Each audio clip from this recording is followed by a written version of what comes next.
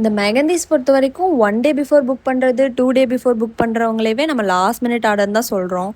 அப்போ இந்த 1 hour before book பண்ணுறவங்களெல்லாம் என்னென்னங்க சொல்கிறது? ஹாய், நான் Tamil, Tiruppur and Erode base nail and mehndi artist. சரி, அவங்கள சொல்லி குத்தம் இல்லை. ஏன்னா அவங்களோட மெகந்தி ஆர்டிஸ்ட் லாஸ்ட் மினிட்ல ஏதோ ஒரு ரீசனால் கேன்சல் பண்ணதுனால நம்மள புக் பண்ணியிருந்தாங்க.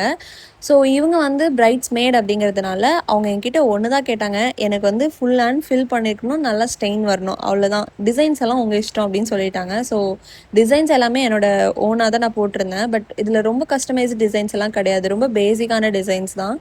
ஸோ அந்த மாதிரி தான் போட்டிருந்துச்சு.